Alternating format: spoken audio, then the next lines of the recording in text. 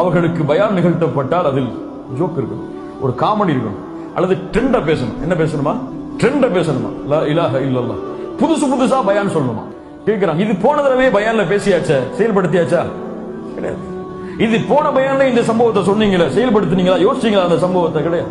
அவங்களுக்கு புதுசா மார்க்கத்தை எடுத்து வைக்கணும். அதை பார்த்தானே வளர்றாங்க. அவங்க படத்தை பார்த்தானே வளர்றாங்க. புது படங்கள் வரணும், அவங்களுக்கு கதைகள் மாறிக்கிட்டே இருக்கணும்.